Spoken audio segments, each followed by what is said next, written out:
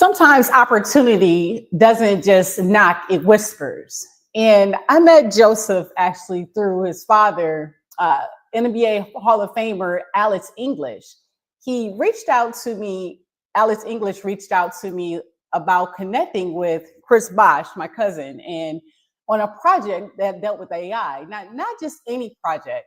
It was a project about preserving legacy, the kind of work that makes sure that the voices of NBA legends, NFL legends are being heard. And when the lights go out, understanding that in those moments, realizing it's not just about history, it's about the future. And that's what Joseph English is literally bringing to the table here today during our special live virtual conversation. When I learned about Joseph, he wasn't just like Alex's son, right?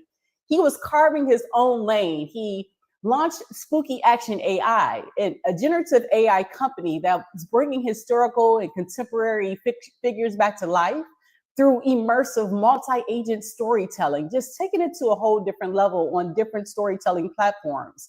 So saying it simply and easily, he's building the technology that keeps legends in the game, keeps them alive.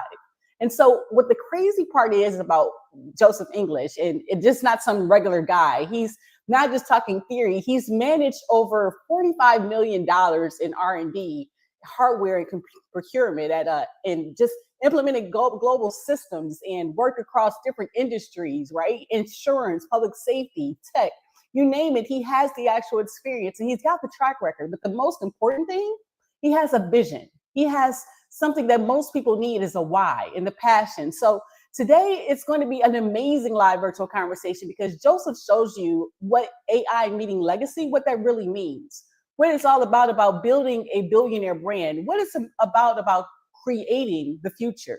So in this conversation, there's three different things I want you to walk away with in regards to understanding who we're speaking with today with Joseph English.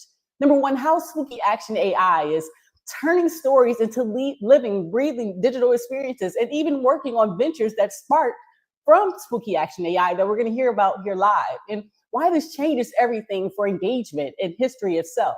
Number two, what it takes to build purpose, a purpose-driven tech company. It's not something that you can do as a minority founder and now has resilience and vision and trying to just grow in clout every single time, just in the whole spectrum. And number three, just tactical advice from a creator, from an entrepreneur, from a founder, from someone entering this AI space, trying to stay authentic as much as possible and scale their legacy without losing voice. So my friends, we're not just talking about AI here today. We're talking about the next level. We're talking about you and change and understanding that your story matters, your legacy matters, technology matters, and understanding the why behind it is the vehicle to make sure that it doesn't die. So I want you to lean in. I want you to get close to this conversation. And I'm so honored to bring and inspired by Joseph English, founder, innovator, visionary. I mean, the legacy, bringing you to the stage. Get in here, Joseph English. That's hello from Detroit, Michigan. Hey. Hey, how you doing, Adrienne? That was an incredible introduction. I'm not sure it was deserved, but I'll take it. I'm pretty confident it's deserved. That's called being humble in your process. So welcome to the live virtual conversation. And thank you so much for taking time on a Tuesday. I understand being busy as well. So I get it. 100%. I get it. Oh, yeah. So you're working on so many different projects, and just kind of talk a little bit about, just your why, Joseph. And I know I went through a little background about you, but what makes you do the things that you're doing currently with AI? Yeah. So, man, I started working in technology about 6 or 7 years ago in Columbia, South Carolina. I kind of just fell into the role. It was really challenging at first because I never saw myself as a techie guy. But I kept working. I started out with a consulting company called Capgemini, and I worked my way up. Now I live here in Austin, Texas, and have co-founded a new company called SpookiAction AI. And I'm kind of working my way and use SpookiAction to turn that business and what I learned from there into another business. But that's kind of been my journey for the past 7 years. And here I am talking to you. So it's great to be here. And I appreciate you giving me the chance to kind of give you a background into what we've done, what I've learned, and kind of how it shaped my company and my team up to this point.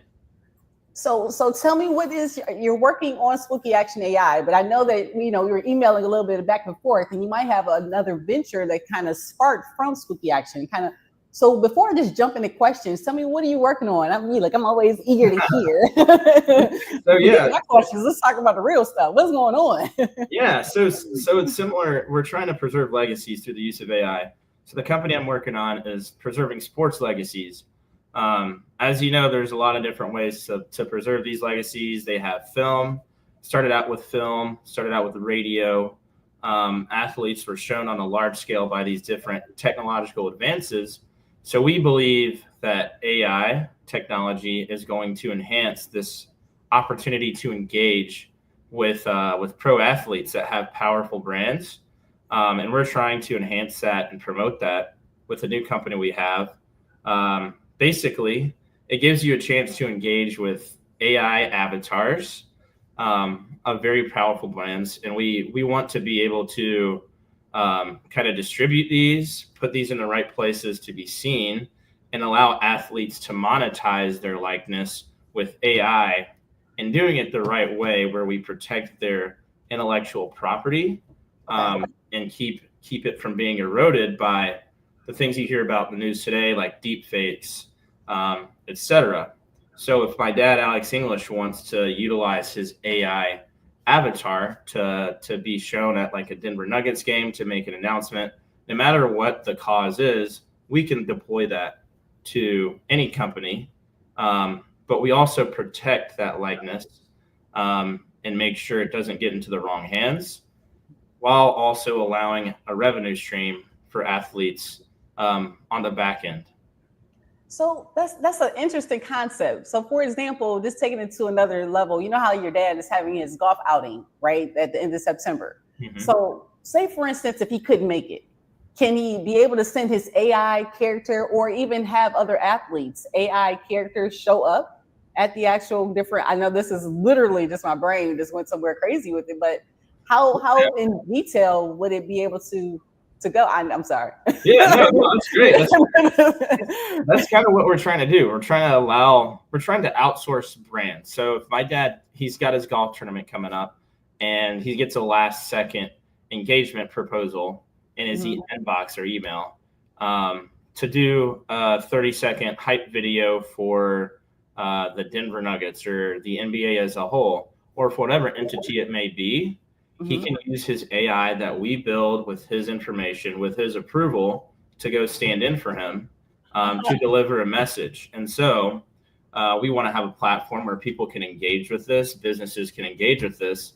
Obviously, building a system comes at a cost, and that revenue is shared with athletes. So that's kind of the most important part of the business model, is being able to share that revenue with athletes, and also allowing them to be deployed in multiple places at once, and their brands to be deployed in multiple places at once. So that's the goal right now. As you know, sometimes plans can change based on what the customer wants. So we're kind of in that phase of defining what the customer wants and building our base level platform so we can enhance business, enhance earning power of players, and just enhance the game, whether it be the NBA, the NFL, the MLB, all in one. So this increased engagement, this increased interaction is supposed to support all three of those facets I just meant, and grow the game and grow the legacies of sports.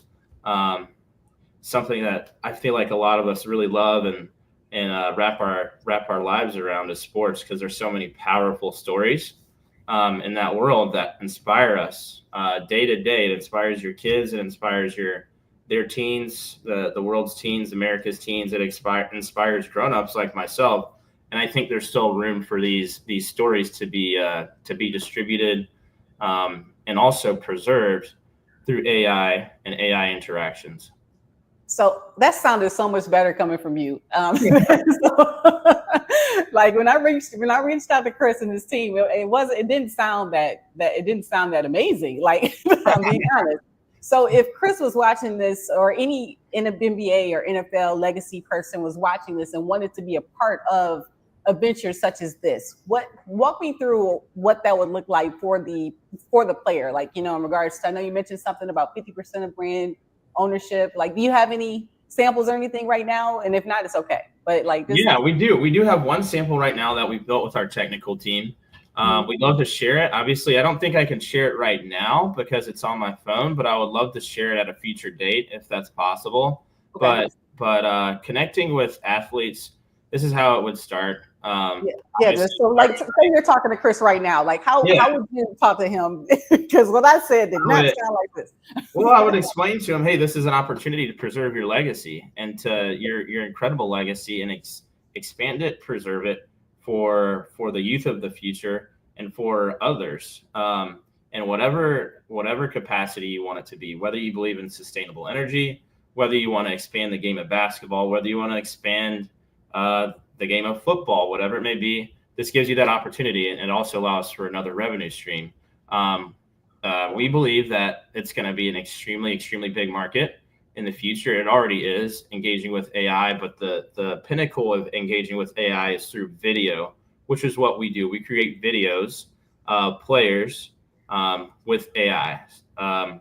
So basically, we give them a pitch, we give them a demo, and we tell them, this is how this can benefit you, this is how it's going to benefit others, and we go from there. But I would be remiss if I didn't mention my business partner. His name is Nick Jackson, and his dad has quite the legacy as well that we want to preserve. His dad is named Bo Jackson, so we got a good team together. His dad's got an incredible legacy as MLB All-Star and also an NFL All-Star. And he and I have been working together for a few months to really put this dream to life and put it on paper, so we can preserve and spread these legacies while also partnering with as many athletes as we can. So Chris, for instance, would be an incredible person to partner with, and we would do our due diligence in protecting his legacy, and of course, we would work with him. We work with athletes directly to create these AI avatars that we have. So right now, our first avatar is Bo Jackson. We have him. In the coming weeks, we'll be working on my dad's avatar, Alex English. And then we hope to get more and more. We have another partner who I won't talk about right now. Maybe I don't think the papers or the papers have been signed. Right.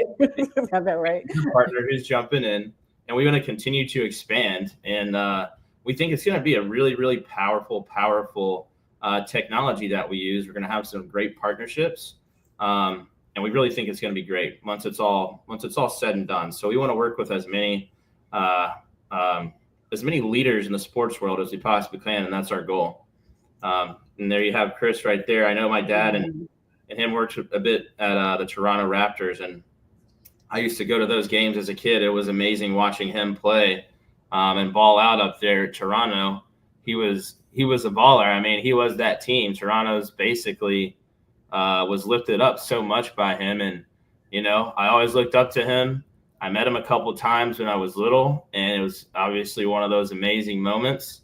And he's a humble guy, and similar to my dad. And I like to be the same type of person, because I think I think humble people get far in the world. I think they're the people that really are trying their best to do the right thing in the right way.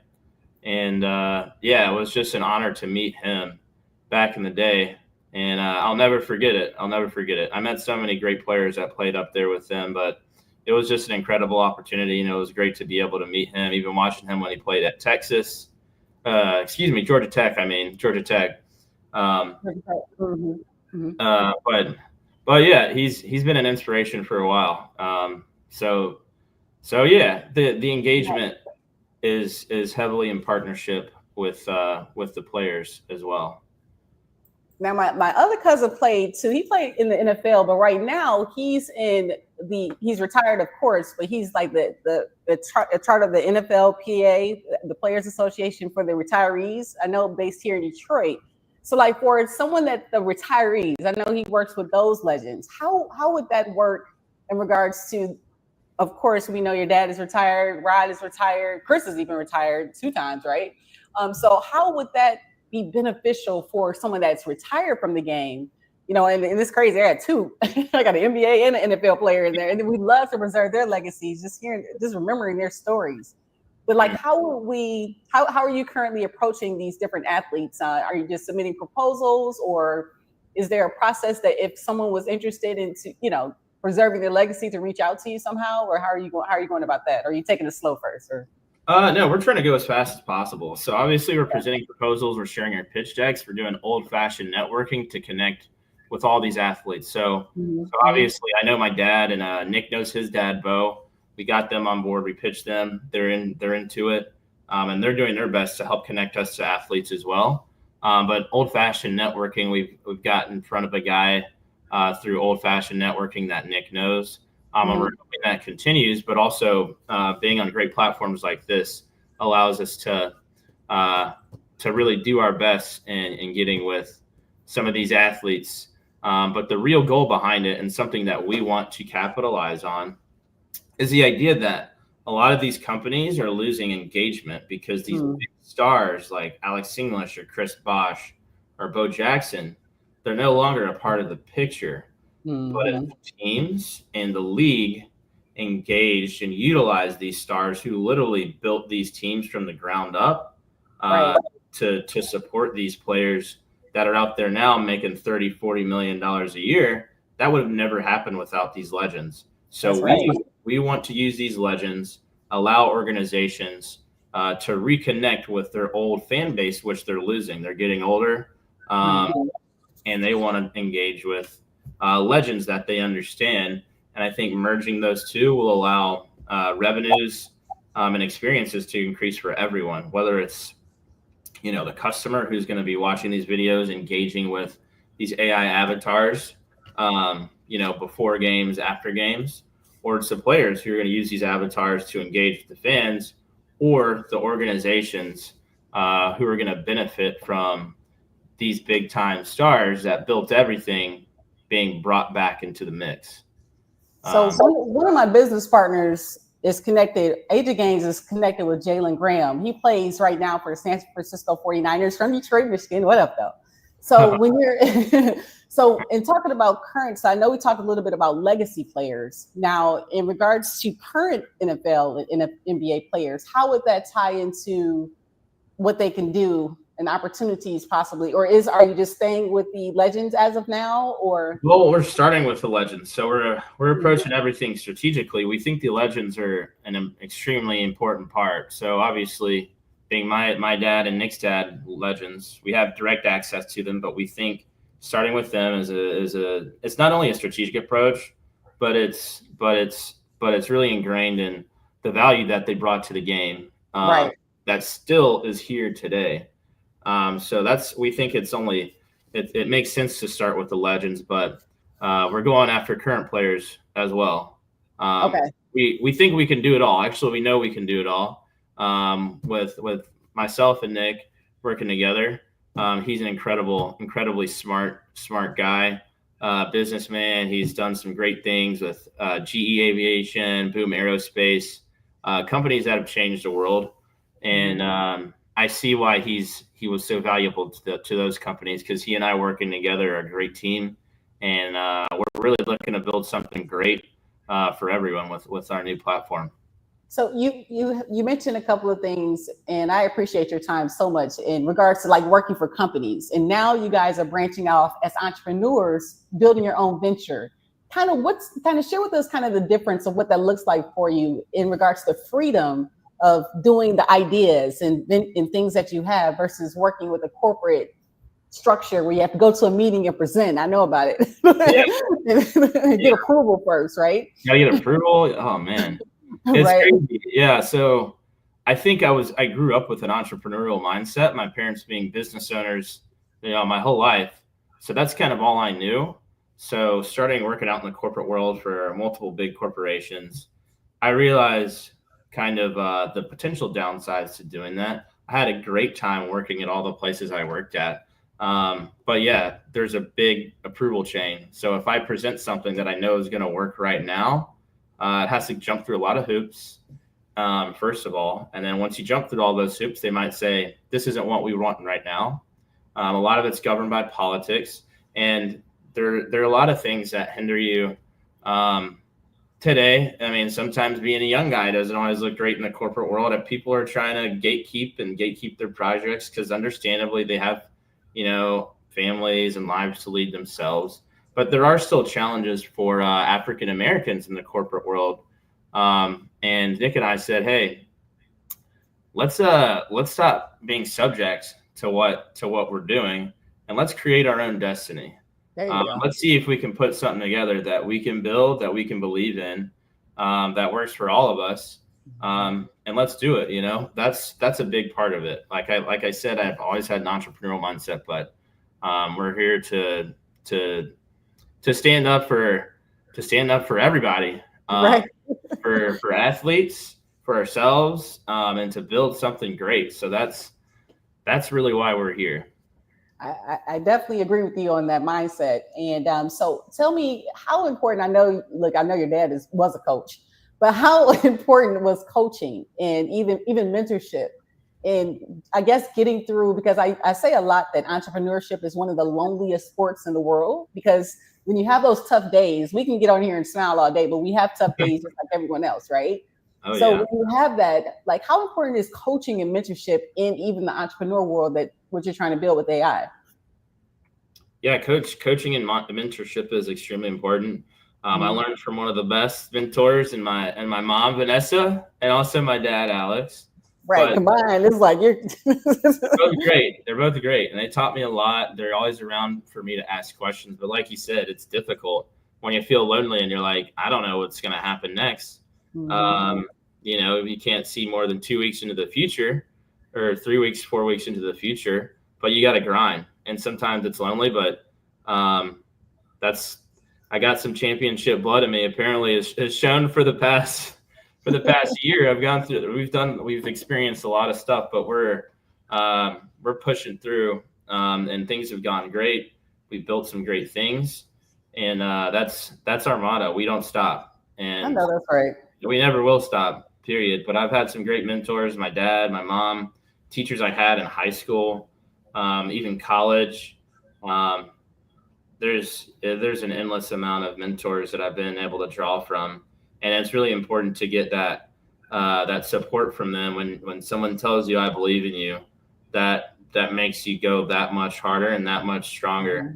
And I think that's really, really important, is telling people that you care about, that I believe in you, and I've experienced that, and that's why I made it this far, and I plan to keep on going for the rest of my life. Yeah. So tell me, and I talked to your dad about this last week, because I had to applaud him and I wanted to get your perspective too. When he, as a father or as a parent, someone that supports your vision and goals. So when he came in to support, your companies and supporting your AI vision, it's something new, right? I mean, I just remember when Alex told me versus when you telling me the difference, what it is of your goals. But how did it feel from your perspective, having your father, your mother, your people supporting you in change, because AI changes every day. So just how does that feel from your perspective? Just someone just always raising their hand, just having your back. It's great. That's not always common for people. I mean, yeah, as you know, entrepreneurship is a sink or swim community. So sometimes you always don't get the hand, and I think that's a part of the grind. And I think that's what everyone wants to see, is like they want to see you, in the weeds, struggling to get out. But then then you realize on the other end, oh, they were there the whole time.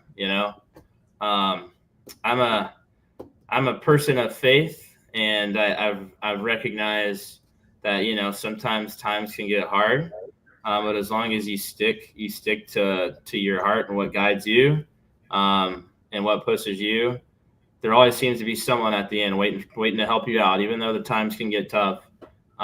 There's always someone there, and that's been great learning that.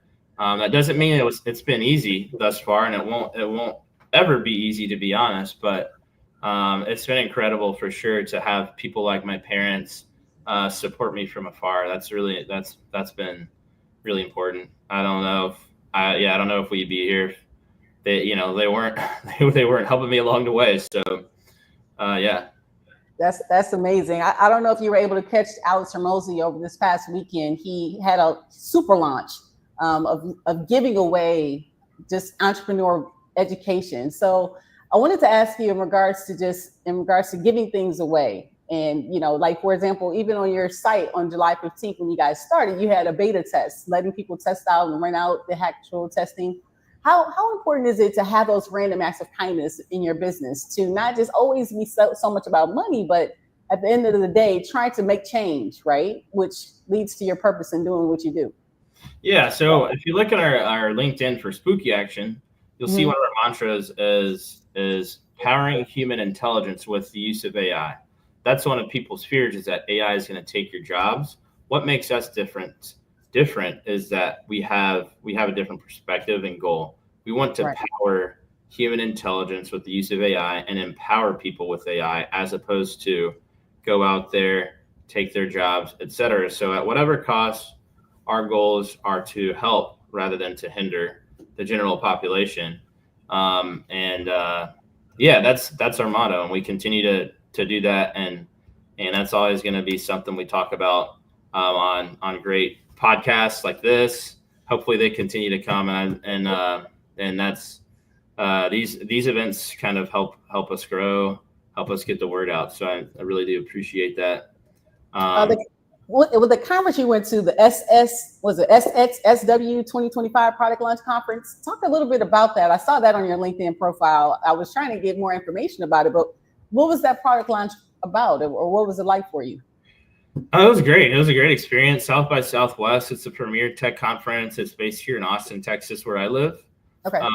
So they do like a week-long technology event. Top technology companies from all over the world bring their people together to kind of promote their products. So there's like we did the expo. Expo. That's where we promoted our product, and people were able to firsthand engage with it. We got a lot of customers to be a part, to sign up for what we have. And that's how we built our customer base for our beta test. But really, it's a promotional opportunity for the best tech companies, most innovative tech companies in the world to come to and show what you've built, learn from other companies, and then, continue to build and improve your product. It's a great opportunity to network and get your product out there. So like I said, it's a premier technology and innovation event, where they also have like music and other things on the back end. As you know, you might know Austin is one of the music cities of the United States. So music's a big part of it. I participated in the tech portion, and it was great. Heard speeches from Mark Cuban. He had some incredible stuff to say. It was great to see him in person. A lot of big leaders like that come throughout the week and are just, I think, super inspirational in driving a lot of these companies that go there to build and to learn. I love it. Yeah. So is there any like role model that you kind of look up to in regards to kind of, having you move forward, or are your parents, or what is your role model, or who is your role model, if I can ask? So that is a good question. I don't want to get you in trouble. I wish I thought about this one beforehand, because I've had a lot of role models over the years. Because sometimes they start out cool, and then they turn a little different. I've had a couple of those, but I mean, if I had to think of a role model right now, maybe I would say my sister Jade. My sister Jade's a big time role model for me right now. I mean, I have a ton, endless role models. A lot of them are from the sports world. A lot of them are from the tech world, engineers, etc. But I'd really probably say my sister Jade. She's my oldest sister. And growing up, she was pivotal in everything from my ABCs to beat me up when I needed a little beating. But now she's grown into an incredible sports agent. And she manages, like at least 3 or 4 of the WNBA All-Stars. And she's really promoting, equality in sports the right way. And she's been a role model for me. in terms of like, keep fighting, and you'll get to where you need to be. And she's done some incredible things, created some incredible opportunities for myself and some of the great players who've been able to meet through her and her company. So I would say my sister Jade for sure is probably my number one role model right now. I got to get Jade on the show. Like anybody that works on seriously, anybody that works in the WNBA. I remember trying out for the Detroit Spartans years ago, and I blew out my knee. So it was like a decision. Okay, do I want to play basketball or do I want to walk? So I went with walking. But in those times, even now, the money differential that is like for the men versus the women, anybody that is helping the WNBA, I totally applaud. Like, I can't even begin to. So she might be my role model as well. So seriously. Yeah, Jade is great. It's incredible what she's been able to do. And yeah, like I said, just to bring it back, we want to work with the WNBA as well because they're just such a hot market. They're hungry. And we want to engage with them and really promote that business because honestly, I didn't watch a ton of WNBA before my sister got into that business. And it's a great game. It's just as good as watching the men's. I mean, those women out there are so talented and it's crazy. And I really encourage people to get out there and watch them as well. It's so funny. I was watching the WNBA playoffs this past playoffs or what have you. I saw Dawn I was rooting for the game class, but you know what happens. But in regards to just the growth, like the Caitlin Clarks, and just this is where the live virtual conversation even idea came from. Because I was watching I can't, I don't want to quote names and stuff like that, but I was watching the commentators and Rebecca Lobo was on there. And so they're seeing how the engagement. And I was like, dang, if people could just be authentic and real, right? Instead of putting all these falsities in regards to just telling their story and just helping people along the way. That's literally where the vision for live virtual conversations came from, starting on May 6th. So I say all that to say, these people in our way we call them role models and mentors. But if you actually had to talk to your younger self and tell your younger self, because I definitely see the time. I was like, dang, 30 minutes. I hate because I try to be respectful of people's time, so I don't try to go too long. It's such a great conversation. I got at least an hour blocked off for you. So okay, amazing. Okay. I'm just glad to be a part. So before I go to the younger self question, what was because I know for myself with AI, what made you even venture into AI? I know the tech background, but just being introduced to all the change that happens so much since it's even just kind of taken off. What made you even kind of take a risk? Because that's what this is, with the AI world. Yeah. Yeah. Well, so I think it all started when I was, I think in my early 20s, and my parents were building a business plan for their retail store in South Carolina. I helped them with that, obviously. So I was using Excel, a tool I learned in economics at the University of South Carolina, to kind of, it's a modeling tool, an algorithm. I created an algorithm to be able to predict their financial predictions, et cetera. So when I did that, it's called linear regression. So I had access to the 900 stores nationwide, the different cities they were in. So I plugged in, median household income, how many people are traveling down that street a day, other little parameters as well, plugged it into the algorithm and came out with something. And I was like, man, that's incredible what I just did, what the computer just did. And those are kind of the early stages of AI and machine learning are what's called linear regression. So basically you plug in all these numbers and based on the parameters, it was able to give me projections for the next 4 to 5 years. Oh, wow. And they were extremely accurate and actually underestimated compared to how they did. Okay. So that was my first experience with linear regression. I've done a lot of other things in the world of like sports betting. So one time I created an algorithm that predicted the score of the Boston Celtics. I think in like the 2018 season, it's at a 72% rate. So it can do things like that. But those are like some of the early stages of AI that I was able to engage with, and I was able to see how big this is really, really going to be. I'm a math guy, and numbers numbers can describe almost anything if you just find the right parameters and the right numbers to use. But that was my first experience with AI or machine learning. And then since then, obviously, ChatGPT is crazy. When it first came out, it's so helpful. And then all the other ones started coming out as well. So that's kind of when we started working on our AI projects. And yeah, I mean, it's incredible. It's like it's weird that I'm like almost used to these like tools that we have that we didn't have 6 years. No one could have imagined having these tools that we had 6 years ago.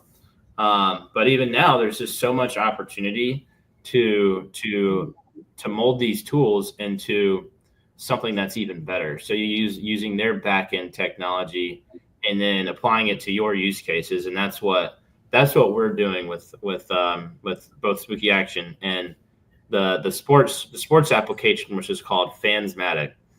Okay. Partnership between Nick Jackson and I. So yeah, AI is in all of our lives right now, and it's going to continue to be. And let's hope for the better. I think it's going to be a very positive thing going into the future and helping the researchers of the world solve diseases that have never been able to be solved, and creating solutions that just a human thinking alone could have never created or come up with. So there's going to be some incredible technological innovations that we probably can't even imagine that are going to arise from AI in the coming years. I have so many ideas that in regards to this with the AI piece, and because the one thing is, I remember when I was managing Chris's time is something that's so limited, and again, they need time for themselves as well. But your fan base wants you, the community wants you, and so with having this tool, you're able to leverage AI in a positive manner, because it's as simple as, just having your AI bot be able to be here and still engaging the crowd, because it's still you, right? That's so in regards to like the Chat GPTs and the Claudes, I call my Chat GPT Chad. I call him Chat GPT from the deep. But in regards to like all these different machine learning platforms or what have you, do you have one that stands out for you? Like, do you prefer to use one over the other? Don't you use some of your own that you created, or kind of how do you feel about those? Yeah, so our platform at SpookiAction, we use both Claude, Anthropic, and GPT 4.0 for the back end portion. So we use multiple large language models, but I mean, my preference is grown to be Claude, which is made by the company. Claude? Why? Because I feel like everybody I'm meeting with, they're telling me to go to Claude. Why? I think Claude an upgrade. Like, give them I mean, I would still use both, but I'll at least give it a shot, because what it really does is it's more humanistic and it doesn't sound as robotic. So if you want to feel like you're reading a book instead of reading a report, I would go to Claude, and it's got just as much data, I believe, as far as the data that it pulls from on the web, etc., as ChatGPT. There's some others out there like Gemini. It's not on their level, but it's helpful. Basically, the Google search bar is turned into an outlet to Gemini. But and I know there's Grok, which one that one has a lot of weird things going on with it. I don't know if you want to mess with it just yet. But no, they're all very effective. But like I said, Anthropic is my go-to for sure. So tell me this, like it's an amazing talking to you, and so I could just feel your energy through our conversation. What about your story would you say kind of is different working with you than anybody else? Like, for example, I smile. I can't help but smiling through everything. I'm like one of those happy people, like probably irritating to half the world. It's like, what's wrong with you? So like in regards to just you and your story and the things that you've been through, what would you say kind of sets you apart working with you versus anybody else? Well, first of all, I'll say I'm a fighter. I'm 33 years old. I fought through a lot of things, whether it be, making it through. I went to private school when I was growing up. There's a lot of different facets to that impact you, that are challenges. It's the curriculum is tough. Also, it's tough. It's different being with different, groups, demographic groups, etc. private school was great, played sports, excelled at sports, fought through football game, tough football practices, tough track practices, basketball practices. That's where it all began. But yeah, you learn to fight from a very young age, at least in that regard. When I got to college, I fought through college. College was demanding. Made it through there, and then here I am in the corporate world, where I'm trying to drink water through a fire hose when I first start out in tech, and I'm like, what is going on? What is this? What am I doing? And it's just amazing. Every 2-3 months, you're like, wow, I can't believe that just came out of my mouth. Like I learned a lot apparently. But there's also those generational differences too, between people, personality types. You have to learn how to work with different people, whether they be 40 years older than you, whether they be from like California or like Mississippi, or they could be from like your own neck of the woods. Obviously, those are the people you like to work with, but you have to learn how to work with everyone. I say that's one of my biggest skills. But also as a leader, I like to say I am an empathetic leader. So where most managers and leaders say, do this, do now, I rather say, do it the right way. And if something goes wrong, come back and let's figure it out. Everyone makes mistakes. We're all here to learn. And I think it's important to approach things in an empathetic way and strategic way. I think that's the most efficient way for managers to operate. But that's just me. Not all managers. The old generation does things a little bit different than the new generation, but that's how I get through communication with business partners, etc. So I don't know which generation I'm in because I'm 45, so I'm like right. So near me, yeah, we're the same. Right. We handle things the same way. Right. So in regards to being authentic, Joseph, because one thing that I know working in this AI space, I think it's amazing what AI can do, right? But a lot of people want to not lose their authenticity, not allow a machine to change them. So how do you actually remain authentic with, having AI as your partner, and then like describe a way that you kind of just make it clear? And that's a good question too, like that I ran into, because I tried to mention this to a couple of people and they were like, well, how am I going to know that the AI is going to represent my story correctly? So are there like guardrails in place to, because it's free game, honestly, with this AI, because it's changing. It's nothing you can do about change. Yeah, that's the thing. Yeah, exactly. You can't. So what we do is we work with. We have a tailored approach to each athlete that we deal with. We make sure that they have approvals on certain requirements that we're looking for from their AI. They have to approve everything. We also use their voice. And whatever inputs they want to train the AI. So whether that be a book that they wrote, a paper that they wrote, interviews that they've had, those are used to train their AI, and there are guardrails on what their AIs can and cannot say.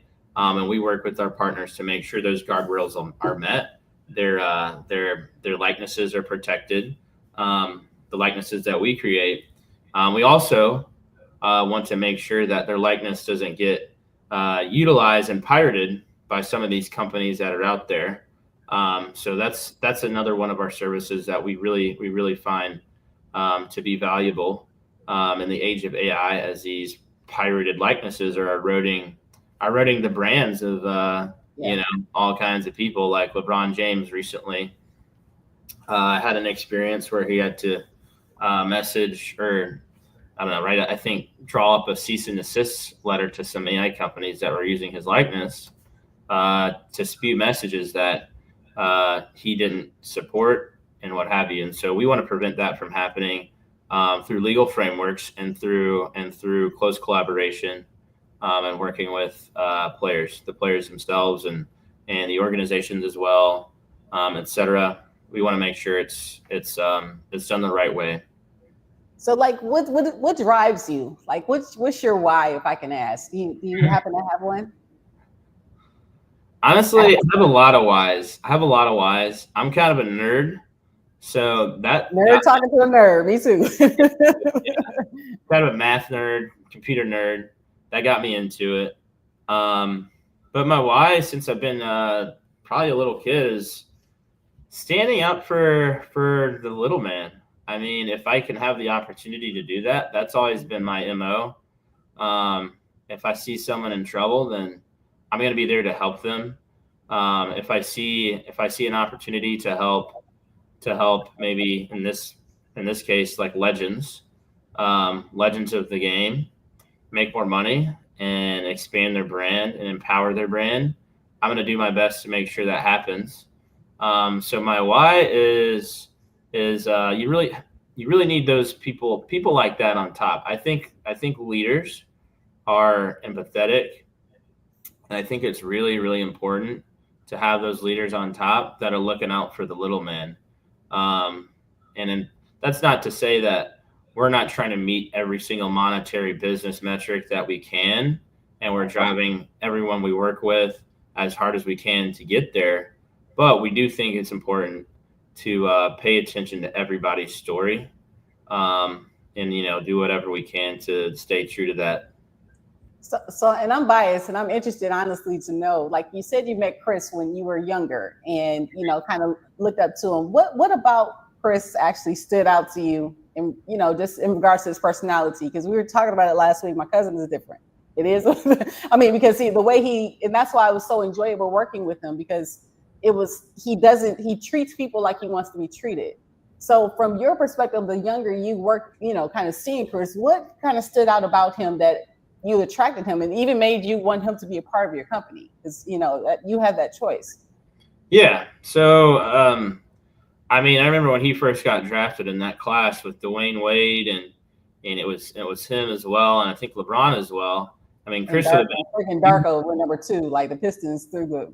Don't even get me started on that. Yeah. Like Darko Milicic number 2. Come on. Yeah, that was crazy. That was crazy. Yeah. But I mean, Chris would have been the number one pick in any other class. Right. But seeing him from his first year at Toronto, he kind of this kind of wiry player. He had his spots on the court, like that kind of elbow, long range jumper that he used to hit. He was able to post people up, back people down. To see where he started in his first year and then how he progressed was to me the symbol of like someone who's determined, because he wasn't just sitting around not doing nothing. He was getting after it and working his butt off, getting better and better. And I could see that, even as a little kid, I could see that this guy his shooting percentage is going up. His moves are changing. He's utilizing different strategies to get to the basket or to pull up for a jump shot. He started hitting threes, like 3-4 years into his career or whatever. He didn't even start with threes. So he was an inspiration because he was clearly an innovator in the way he learned for himself, and he always evolved. And to see his evolution was incredible watching him play. And yeah, I was the biggest Toronto Raptor fan when he was there. It was great to watch because he was a pillar of that team, and man, it was amazing. They were a great team. I mean, they went to I think one of their highest seeds is like number 3 in the Eastern Conference that year, and they went to the playoff. Coach Mitchell got Coach of the Year that year. It was a crazy year. Yeah, crazy year. I think they played the Magic in that first playoff, but still, I mean, it was an incredible year, and I think Chris had a big hand in willing them to that level of play by setting an example, I think. And he set an example for any basketball player out there, but anyone can pull from that and how he was such a hard worker. Definitely, and I appreciate that, because that those little qualities are things that I saw like him individually. But then, in regards to transitioning to working with a LeBron and a Dwayne Wade in Miami, you have help. So I'm actually transitioning that to you as well, having help, because you're not doing everything alone, right? You having Nick being your business partner, being able to help you in this venture. How helpful is it to kind of have someone that can be along with you in your journey. Like, how is that impact for you? Because I don't know, were you guys friends before you became business partners, or? Yeah. We were friends before. That's another element too, being friends and then the business partners, right? Yeah, I think it's important. I think that's an important thing that we have, is that we connect. We're friends before business partners. And yeah, I don't know how I could. I mean, I don't know how I could do it without having a partner, because there's so many different things that come with it. There's so much churn. You meet with this person, you meet with that person, it doesn't work out. They believe in it. This other person doesn't believe in it. So we've really gotten, I mean, it is hard to just be, you end up wasting a lot of time meeting with people that don't really know what you're trying to do, or don't really understand the market, or they aren't in the sports world. So you do waste a lot of time doing that, and it can be extremely tiring, but it's also extremely rewarding, because you learn along the way, and who you should talk to, how to save that time, who's going to be interested before even using your time to talk to them, and who the right people are to go to. And so we're kind of narrowing down kind of the people we reach out to, our network. And that's why it's so great to talk to you, and expand our network, and hopefully get more and more people a part of the team that really get it, and are kind of invested in this. Like, I've been a part of the sports world since I was born, and it's something that'll never leave me, and I'm really happy to be able to hopefully continue being a part of the sports world in our venture, which we know is going to be big time. It's just a question of when, and we're looking for the right people to work with in fulfilling that goal. And I definitely understand. I literally, before this call, I had to call my business partner, Anika Gaines. I know I sent you information about AI, and just seeing the growth and evolving of having a business partner that has your back and your mindset. So I see we're at the top of the hour, so I want to do the fun stuff, because I do want to respect the top. Now that's I know I'm going too far with that. So the fun questions real quick for you. Like, so if you could think of, like, where are you from? I'm from Detroit, Michigan. What up though? So, like, where is your bases? Where are you from? I'm from Blythewood, South Carolina. So I'm from a field in the middle of 50 acres in Blythewood, South Carolina, where I was hanging out with my sisters and brothers, playing ball growing up. And it was kind of secluded from the rest of the city. So we had to figure out how to use our time right. We did a lot of sports. We did a lot of mess around with each other.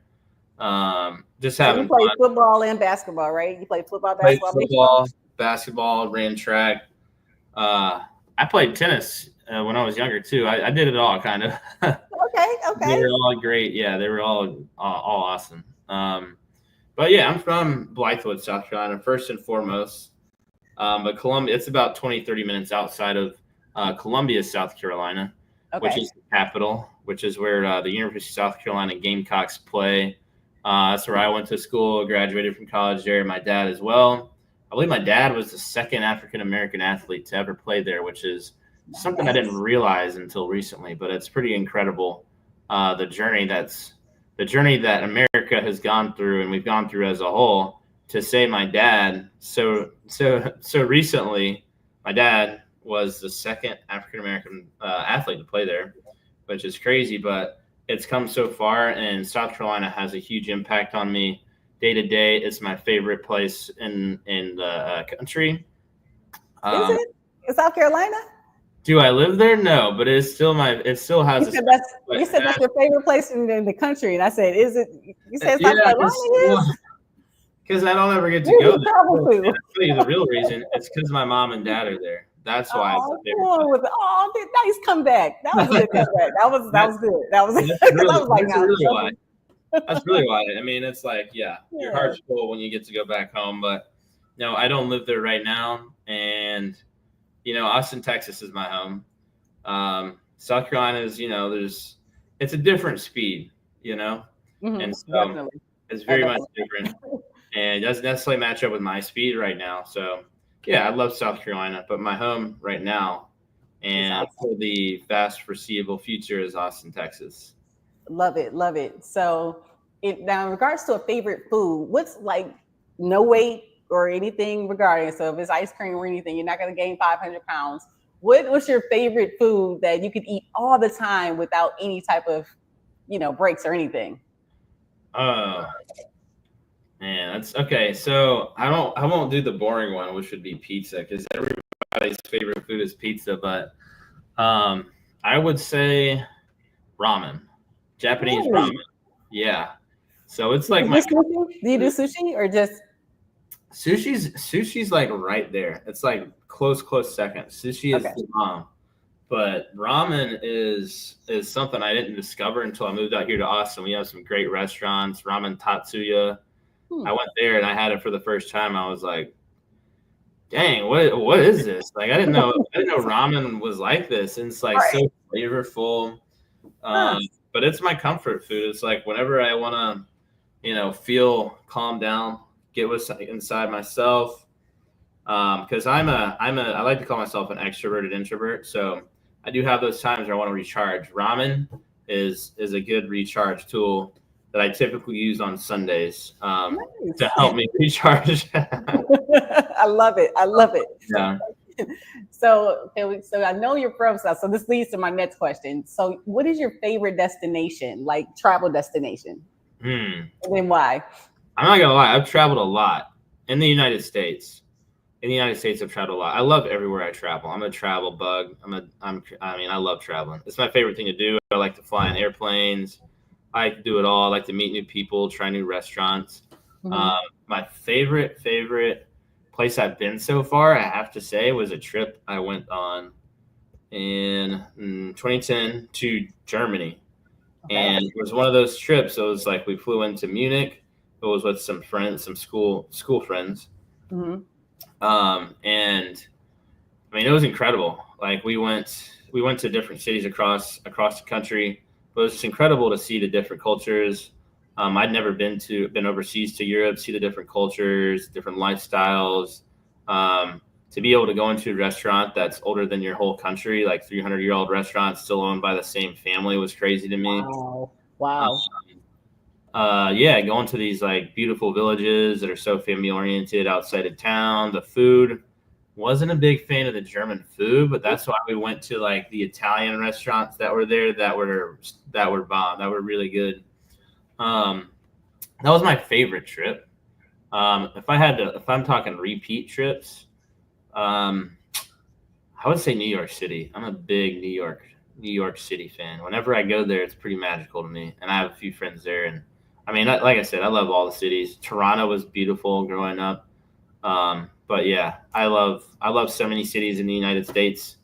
But I would say the biggest impact for me was Germany when I went there at age 18.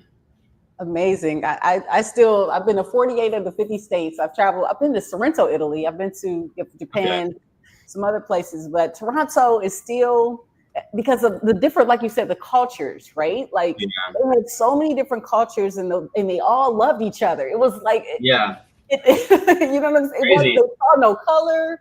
It was amazing to see something so beautiful. And we coming from the States. I went to school in Kentucky. Oh man, States, so right. Detroit, I went to Kentucky. I grew up in South Carolina. I know I love the place. You know what I mean? So to see something like Toronto was so beautiful to me because it was such an extremity, all these different cultures in one. So anyway, so if you could be any superhero, which superhero would be? I would be Flash. I'm a joker as well. So mine would be Flash. Let me see.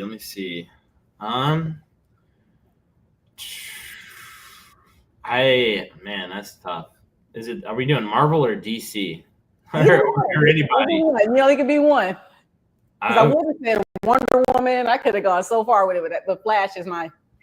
Okay, I don't want to make an anime reference, but if I had to choose anime, it would be either Goku or Vegeta from Dragon Ball Z. Right, I'm with you. Goku or Vegeta from Dragon Ball Z. I mean, those dudes, they fought to save the world. I don't know how many times, and they succeeded. Right. You just took me back. That was an amazing answer. Dragon Ball Z was great. I love Dragon Ball Z. Still watch it this day from time to time.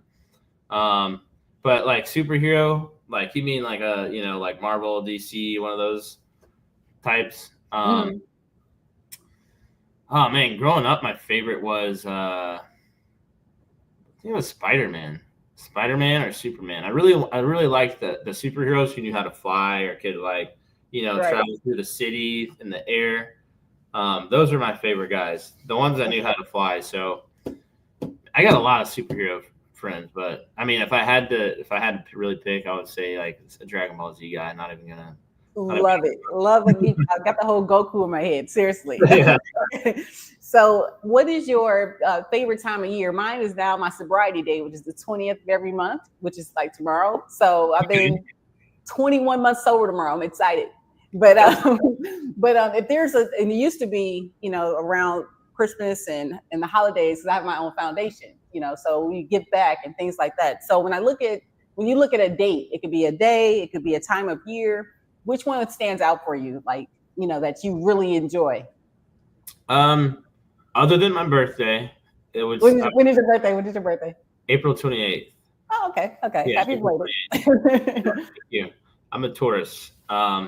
But other than my birthday, which is like my own personal New Year, New Year's Eve is my favorite, and the reason being is because for whatever reason I'm on this timeline to where I can like the next day on New Year's, I feel like I can just completely change it up, and I feel like I get a new chance to start over and to create new habits. And I actually am pretty successful at that. Everything feels new, everything feels fresh, and I really use it as an opportunity to change things, learn something new, and make goals for the future. Making goals is like you can't get anywhere without making your goals. And New Year's is a big time where I make my goals, and that's where I made the goal. Like, okay, Joseph, you're gonna start a startup before age 33, and that goal is achieved. Now we got to continue to hit all the other milestones, which is the plan. Love it. My birthday is coming this September 6th. And so I do that around my birthday because then it's like I transition into another year. So it's like a whole nother mindset. So that's it's coming. So I got 2 weeks. So it's like, ooh, okay. So I've been literally, a little over 2 weeks. On September 6th is my birthday. Oh, okay. You're 2 days after my brother Alex. My oldest brother Alex is September 4th. So we all might have to have a joint birthday party or something. Virgo, great people. We're great people. Yeah. So the last question for you is, do you have a favorite book or favorite movie that helps out with your mindset? I have this mantra, I can, I will, I shall be victorious. So kind of helps in those times. And, so do you have like a book that stands out that helps you through mindset, or that you kind of have a favorite that you would kind of have a go-to? In terms, there's a lot of books that shaped me growing up that I read. They're mostly in the kind of sci-fi fantasy genre. Not a lot of people have heard of this book series, but it's a Sword of Truth book series by Terry Goodkind. My dad shared it with my brother back when I was my early teens, like 13 years old, and then my brother shared it with me. So we've all been able to share that series with each other. It's an incredible series. Is this the right guy? Is this him? Yeah, it's kind of. So it's elements of like romanticism, but mostly fantasy, conquering your goals, supporting people, standing up for what's right. I mean, of course, there's a lot of like murder and war and blah blah blah, which makes right. But you got to keep it engaging, right? Yeah, it's an incredible series. They had it all. But yeah, he's great. And I didn't even realize he passed away, but. Yeah, he was incredible. I like if you like fantasy, if you like like wizards and things like that, I highly encourage to check it out. I learned some really, really excuse me. Need a water. Okay, no worries. I'd say I took him over the time for you. He had it's like a kickoff time. So right. It's a water break. Yeah, we're almost. I'm almost done. See, look, I Sorry about that. Sorry about that. I just no, you're good. It's live, right? These things happen. You need water. yeah. Yeah, somehow. Can we cut that? But no, yeah. So, Tori, Your Good Kind is incredible. Learned a lot of values from that book and that series. It's like a 12-book series.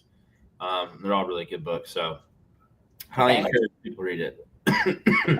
Amazing. I still got a Rich Dad, Poor Dad because, financial education wasn't a big thing. I know it wasn't big in schools in South Carolina either for like people to get financial education. So that's literally one of my passions in life, to help people with, Rich Dad, Poor Dad and understanding how money works. That is so freaking huge. So yeah. Again, I thank you, Joseph, seriously, for just kind of sharing your mind and the change and the transformation, some of the stories and the challenges you've been through. And so I just wanted to ask if you could go back and tell your younger self some advice. Like if I could tap myself on the corner, little Joseph on the shoulder before seeing how life works, what's some advice that you would actually give your younger self, the younger Joseph English, walking around in South Carolina in the backyard with all his brothers and sisters? I would have said, I guess get to know yourself. Ask your parents questions, learn their stories, and don't be afraid to, and continue to grow and understand life isn't always easy. And everyone says that when you're growing up, but I never believed them. And then, yeah, right. This is a piece of cake. Right. I'm chilling out here. Like, I don't know what's going on with you, but no, they were right. Turns out they were right. That's right. And I think everyone always just like, nah, we're good. But yeah, that's another one. But yeah, listening to your parents and asking them questions and asking them stories, because you gotta, cherish those times and cherish those unique experiences that they had growing up that probably you'll probably have too, since you are kind of like the clone of your parents. Right. I know, right? And so if you had one word, my friend, my word is resilient for like your brand and your mindset. What's one word that we'll end up with that in regards to kind of how it represents you? What represents one word that represents me is, I would say, me as a person, I would say I'm a low key guy. I think I inherited some of that from my dad. I would like to say that I'm pretty humble, but maybe timeless, not me personally. Ooh, but I like it though. No, why not you personally? Because that's a good one. Well, maybe me personally. It's different. It's different attributing that to yourself, but I think timeless is a great one. Partly because, and it's also demonstrated through my work right now, is we're trying to make legacies timeless. And that's kind of what our mantra is. And I want to ensure that powerful legacies can be timeless. But beyond that, I kind of like to learn from as many people as possible and get ideas and be friends with as many people from different age groups, cohorts. So I like to think that maybe that superpower of mine can make my perspective a little bit timeless. I love it. I love it. That's an amazing word, and that's one that has not been used as of yet. I'm gonna put your word on the brand wall for all of my speakers. So I honestly want to thank you, my friend, seriously, for being authentic, sharing your information. And so if you had to and I'm gonna definitely let you go now, but if you had to kind of give your last words of wisdom, because I definitely want to, where you are now and where you're going, what would those words be? Your final words. The final words, it would be to lean on the people that are important to you in life.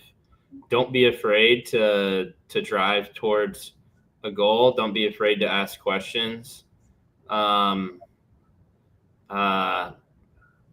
what else? What else? Don't be afraid. That's a big one. And take the faith. Take the leap of faith, because you'll find that people are supporting you and you may not even know it, whether it's, up there in the cosmos, God, your guardian angel, your parents. People are looking out for you, and it's important to realize that and to follow your heart. At least give it a shot. If it doesn't work out, at least you tried. At least you tried, right? Face everything in recovery, right? Just keep going. Yeah, keep going.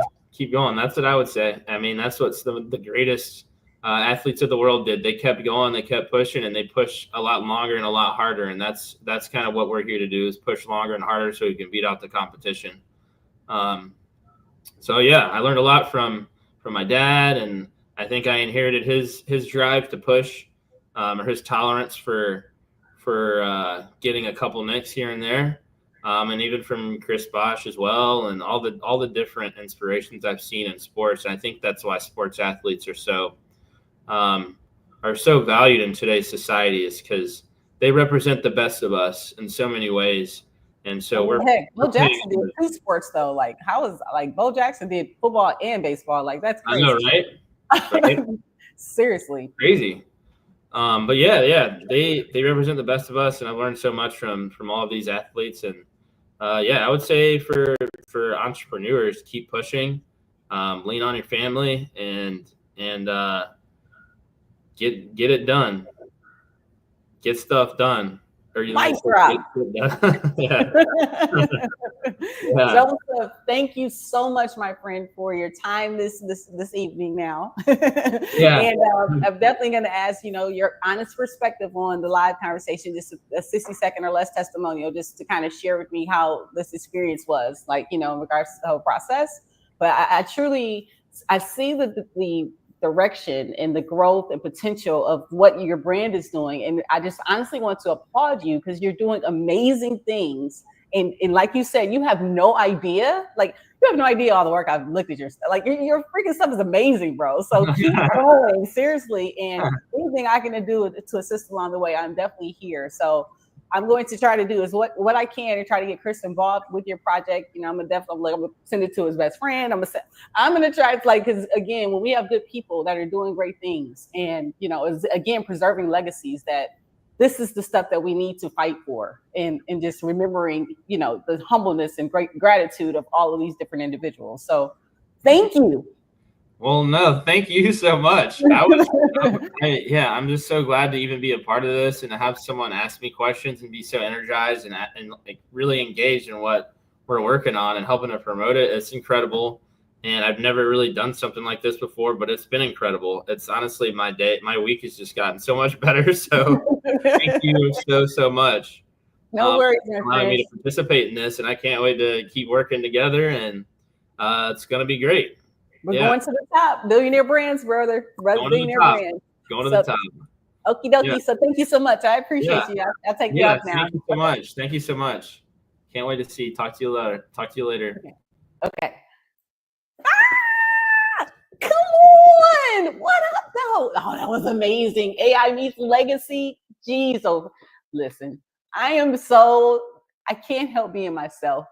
And so I am just so thankful that, God, that was amazing. I can't help being I had such a great conversation. I enjoyed this, I think, more than anything at all. But I honestly am excited about other people trying to, going to see what is possible. So Joseph, I thank you, and Coach Alice, I thank you as well for connecting us and trying to get in as many people as we can. You made me want to bring out my phone and just call people, and just as many people as we can to try to get this project going, because AI is so amazing. And when you put it into the right hands, so many different things you can do. So I'm just so thankful Joseph spent some time this afternoon with a live virtual conversation with Adriane Mayes. Come on. So make sure you drop in the comments, the replay is going to be available. I'm going to break it up in snips, because I realized more people like snips. I know we went a long time, but now I know how to cut it up. So that's what AI is for. So anyway, thank you so much for tuning in today. Make sure you leave comments. We'll reply to the comments whenever, even if you're watching a replay. I shall be victorious. What up, though, Detroit? We're going. Let's go. Deuces.